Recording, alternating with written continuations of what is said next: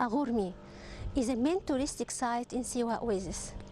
It used to be like a capital here, and many people, hundreds of people, lived within its walls and lanes. For thousands of years, it had resisted all the elements of nature, sandstorms and rain. It has resisted all of that. So today it stands with a minaret behind me, made by the Muslims when they came here, as a prominent feature in Siwa Oasis. The local history of Siwa is written in a book called The Manuscript of Siwa, and it's kept at one of the credible families of the Oasis. According to that book, the ancient city of Siwa existed during the Pharaonic and the Roman times around a huge rock that rises in the midst of the plain valley amongst the palm trees. The city, which was regarded as a capital city of the Oasis, is called Aghormi. It seems that the locals gathered around the rock that contains the temple of Ammon, which is famous as the Oracle Temple. By the end of the Roman period in Egypt, the god's cult came to an end too, and his temples were abandoned. Being nomads, practicality posed itself on the life of the Syrians, and thus they used the temple and its settlements as a housing area. Moreover, they dismantled its rocks and cut it into small pieces, and with the help of their local strong mud, they built the new houses.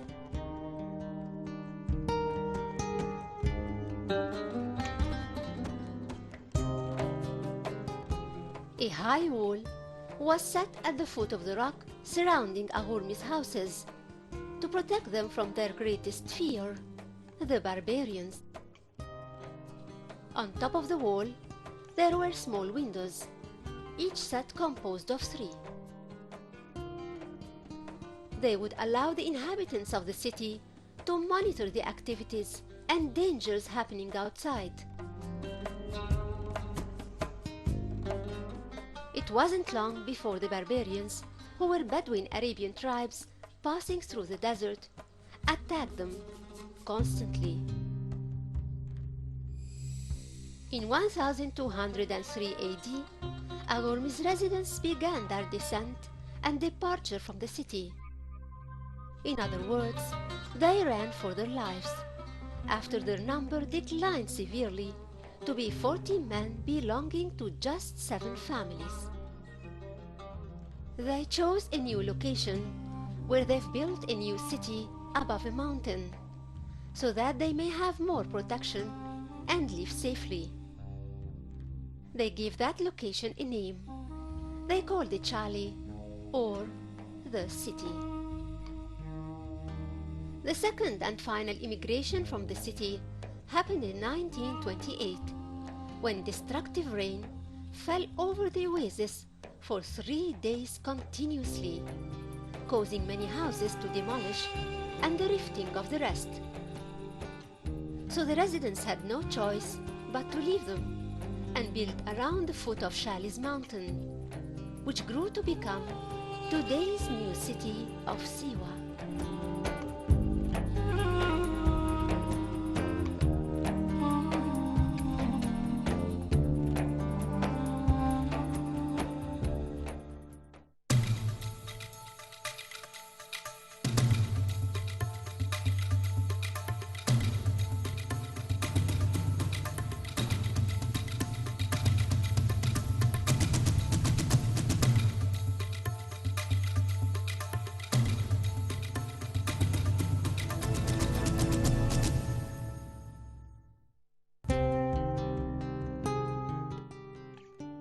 There are 2 temples consecrated for god Ammon in Siwa, and they are both in Aghormi. The first and the most famous one is the Oracle Temple. It's built above the huge rock that lies within the decaying walls of the old city's houses, which were totally abandoned by its inhabitants in the first half of the 20th century. The rock rises about 30 meters above the rest of Siwa, and it takes the shape of a horseshoe, for its northern and eastern and western edges rise and descend gradually until the middle of the hill, while the southern edge is less in height and composes an aisle or entrance to the hill. Aghormi's rock is intervened by many cracks and cuts due to its natural geological formation, for it's composed of layers of limestone separated by layers of green mud. According to Diodorus, the Sicilian historian, the inhabitants of Amun's oasis lived around an acropole, which is surrounded by 3 walls or sections.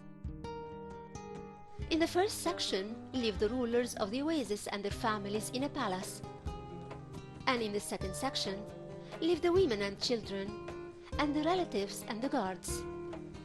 As for the third section, lie the soldiers' divisions and the rulers' guards' houses. They all end by the god's chapel and the sacred well. The visitor of Aghormi climbs up a narrow aisle with stairs until he reaches the entrance of the city that was once fortified. The gate that's made of palm trunks still stands in its place, and on both sides there are the mastabas, or the sofas made of clay, where the rulers and the dignified family's men sat and discussed the oasis affairs. The mosque was built above the city's gate, and its minaret was used to call people for prayers 5 times a day before loudspeakers were invented. It overlooks a great view of Siwa city with its old destroyed fort and its new houses and the faraway minarets, as well as the Mountain of the Dead. And whenever one looks, he'll see a magnificent view of the gardens of palms and the great salty lakes, which water sparkle under the rays of the sun. Right on the left side of the entrance lies a sacred well, which used to supply the temple and its priests with water. The well is cut out at its base, then was completed by building circular walls all the way up. Its diameter is almost 2 meters, and it narrows downwards and enlarges upwards. Excavations at the stairs that start from the ruler's palace and until the water level in the well showed that some of the stones used have carvings of a king and a god, and were meant to be used in building the temple, but were disposed of.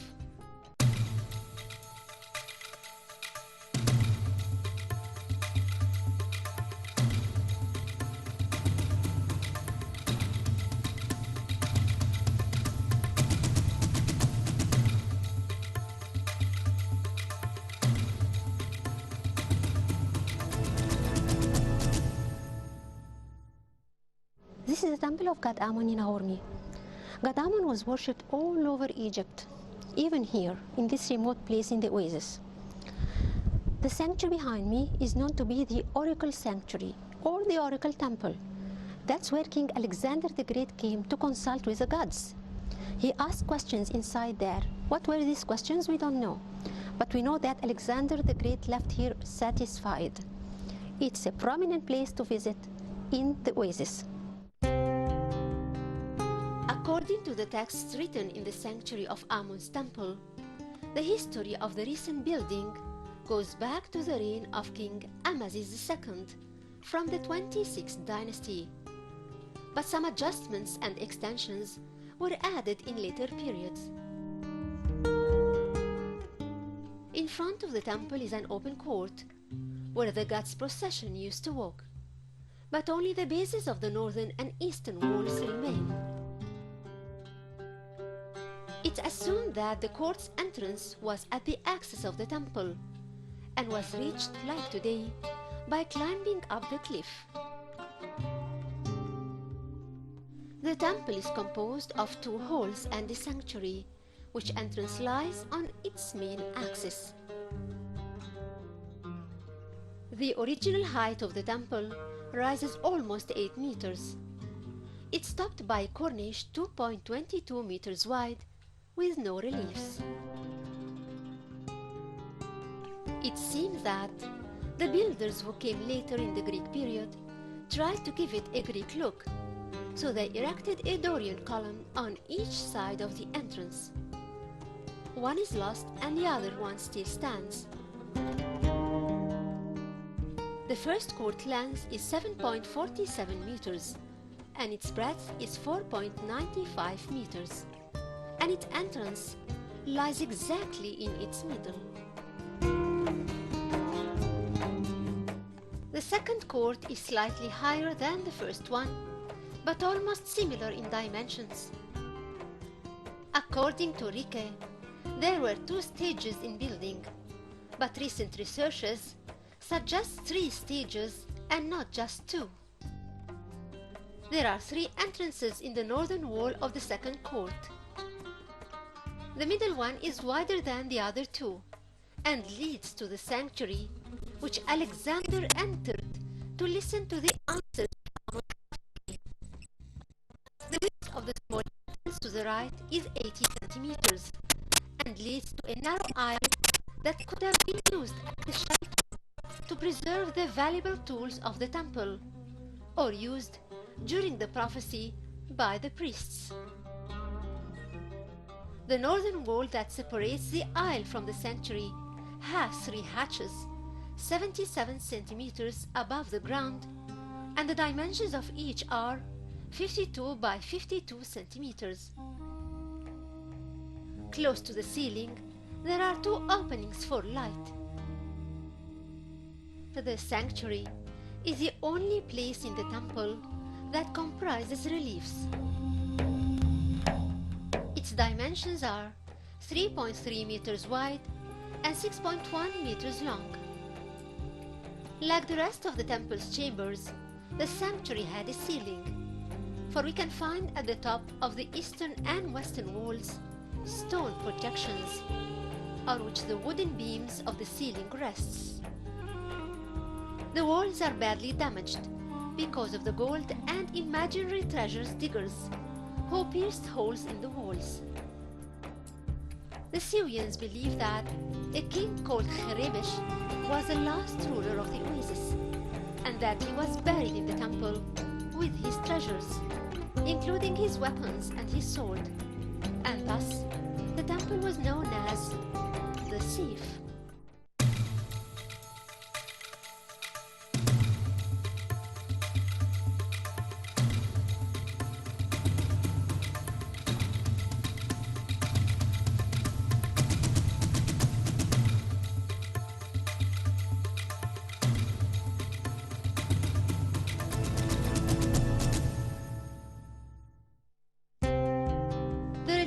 Start on both sides of the entrance of the sanctuary and continue till the end of the side walls.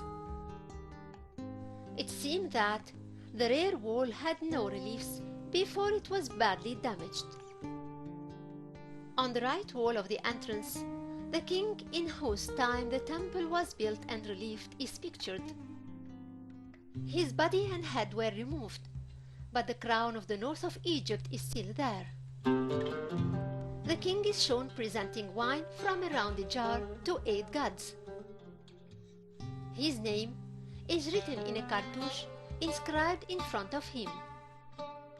He is Amasis II from the 26th dynasty.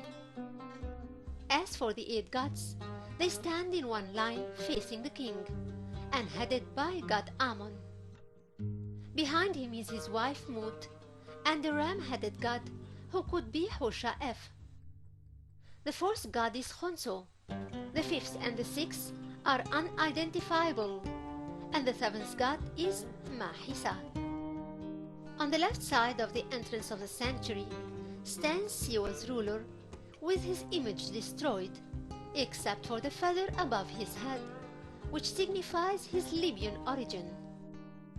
It's noticed that The ruler wasn't represented walking behind the king like he should be, but he was pictured on the facing wall of the chamber and in the same position like the king, and presents offering to the 8 gods like the king. The reliefs in front of him and associating the gods prove that his name was Sotech Ardis and his title was the chief of the dwellers of the desert. His father occupied the same position before him and was called Rerwa Teneb. Amongst the 8 gods receiving the offerings, we find Amun-Ra and Mut, and god Didun Amon, and goddess Tefnut. Behind her, the wall is barren from reliefs. That's because in the original design of the temple, there was a door leading to the adjacent room. That door was blocked later. The 5th god is Hur-Sha-F, and the 6th is Nut. The 7th is Tot, and finally the 8th is Tot's wife, the lady of the 2 lands, Nehem-Awa.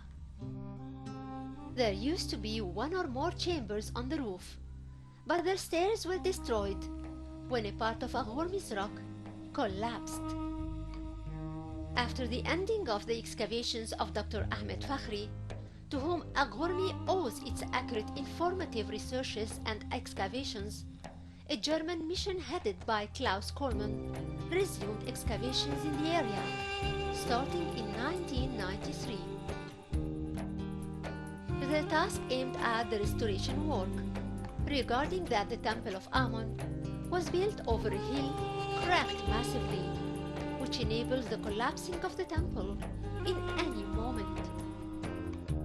The second task was doing more excavations and cleaning, especially in the sanctuary and the front court of the temple, looking for its main entrance and the stairs leading to it.